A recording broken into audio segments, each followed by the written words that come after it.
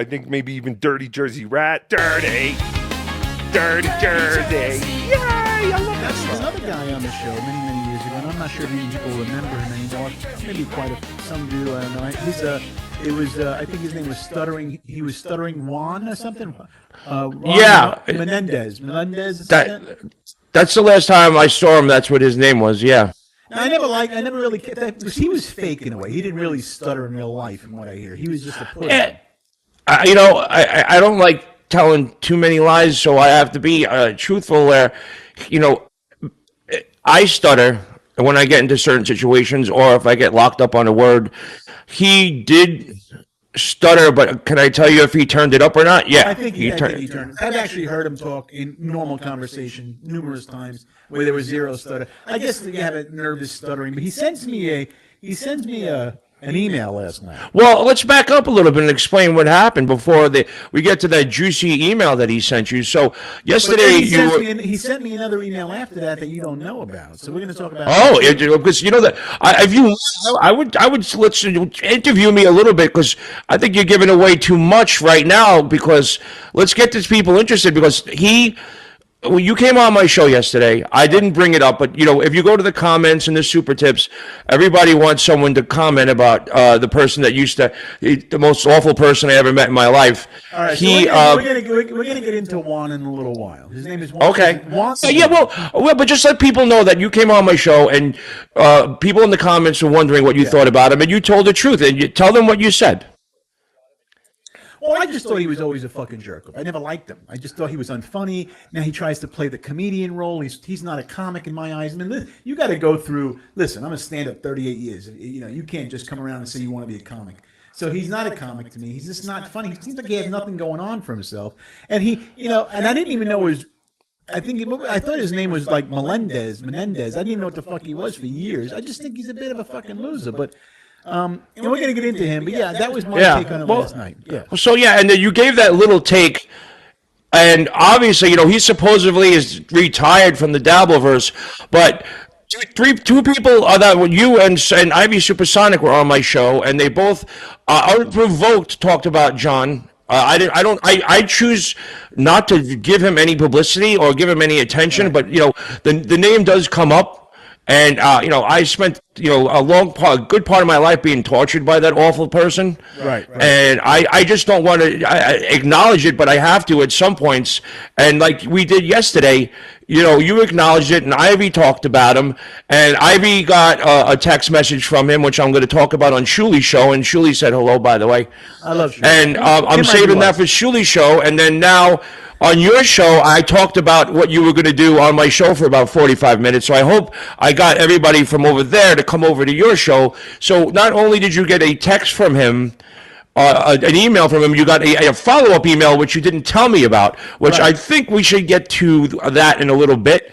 Let's keep the people. Let's keep it, because I think a lot of people see one side of you, and they really don't know that what we do and what you do is actually. It's a job, and it's thought out. It's not, you just don't show up being knowing exactly what you do. And you didn't show up to the Howard Stern show and get the job because you were a nice guy. You had to prove yourself. You had to know what you were doing for them to want to have you. I mean, they do run a professional business. And I had to be at the radio station, basically at 5 o'clock. You had to be ready to go at 5 o'clock, though, right? Well, because and Ronnie, the limo driver, he would possibly, he could be there anywhere between 5 o'clock and 5:20. And you had to be there to answer Ronnie's call and go down and bring Howard into the building. Right. So I had to be there. I had to be there by 5 o'clock. And if you miss Ronnie's call, which was very rare for me, Ronnie would let you know that I got to bring him into the building. I got to park the car, leave it downstairs. And you didn't want to, be on the radar on Ronnie's bad side. So and this is when Ronnie was still just a limo driver. Just a limo driver.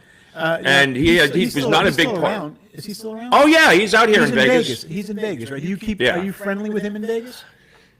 I have his number. I think that I've done some bashing in the local newspapers, like Page 6 and the New York Post and other things that where I basically told the truth about my time working there, about my monetary situation and how I didn't get any money at all, and I finally became honest about it, and I wrote about it in my book Gorilla Parts. Right. And so Ronnie, I think, is a little skeptical about being seen around me because I think maybe he's worried that if Howard, if it gets back to Howard, that he was hanging out with me. Basically, I'm banned from the show because before it even got to the point where I wrote a book about everything, it was right when Periscope first started, and I did a Periscope video goofing around, and somebody on Radar Online picked it up, and they wrote a whole story about what I said, and it was kind of a goof, but they made it seem serious. So the last time I saw Robin Quivers up there, she said, you did a Radar Online interview, and you're banned from the show, and that was pretty much ended my friendship with Robin Quivers. So you're not in contact with anyone who still works for the show? I do, but I don't want to say because, like, I guess obviously you're gonna get Ronnie in trouble, and there's a couple of guys there that are just wonderful, like Sal and Richard. I don't press, or push the friendship, but they were both always very good friends to me. I don't want to see them get in trouble because they have family and children. Yeah. So I don't want it to backlash. But every once in a while, I'll just say like Happy Birthday or Merry Christmas, and they always get back to me. But I don't push the relationship because I don't want them to get in trouble. Now, are you friends with anybody that's not involved with the show, like Jackie and? 100%. I talk to Jackie all the time. Now, Jackie wasn't banned from the show. No, well, but the way he runs things now is nobody that was on the show will ever be on the show again because that's looking back, and he's all about looking forward. So he'll never have anybody. Maybe the last show he ever does, he'll have some people on. But someone sent me a clip. I guess there was a discussion about that before he sort of changed his whole tune.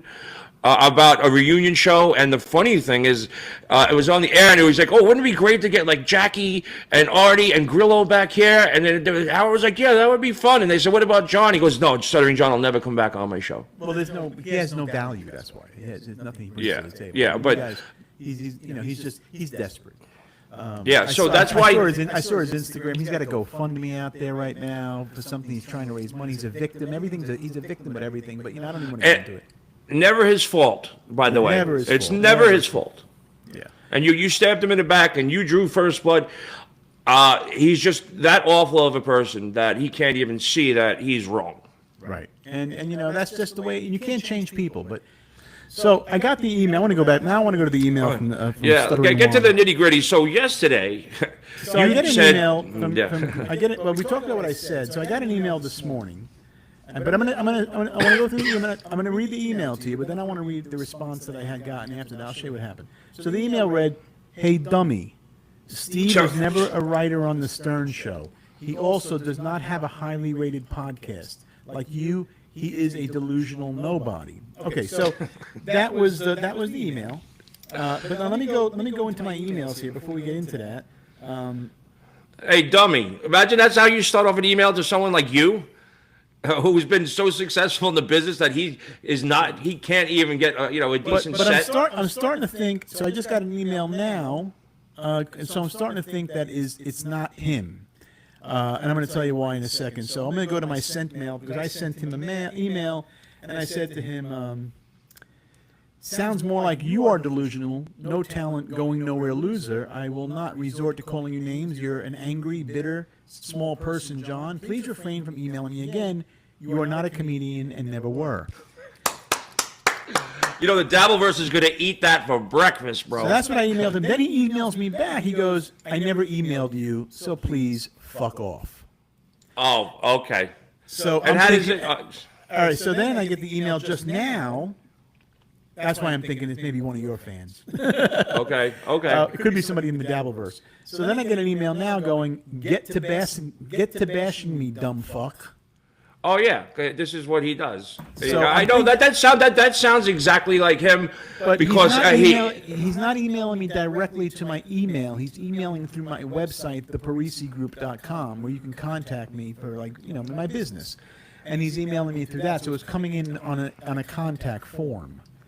He's not emailing me at my email address. So I'm thinking, is it or is it not? Either way, it doesn't matter. I never fucking liked him anyway, and I don't give two fucks whatever. But it's kind of seeming to me, was it him or was it? What do you think? I think that it sounds like him because his knee-jerk reaction to people is calling them stupid and dumb. because he thinks he thinks he's a genius. And I will say there is some intelligence. At some point, he's smart, but he always bragged about how smart he was and how everybody else was stupid. So the fact that he's coming at you with dummy and you dumb fuck, that sounds exactly like who he is. Okay, because what makes me think of it is because he's telling me now, why am I not bashing him? So does he want me to? I mean, I'm not going to bash him. Yeah, I'm done with him now at this point. Good, thank you. I don't want to give it. I don't want to feed the dragon, you know. But yeah, I'm done. But I'm saying, so is he looking for that? I mean, it can't be good publicity, or it can't be good for me to, why would he want somebody to bash him? Because he's waiting. He can't sue me. I mean, facts are facts, He's gathering all this shit so he could take it out on me at some point. Okay, I got you. So maybe it was him, people. Maybe it wasn't. Maybe you want to comment on the below on the YouTube comment. Let me know what you think, because I'm trying to figure it out. And that's the way it goes with Stuttering Lawn. But that's what happened.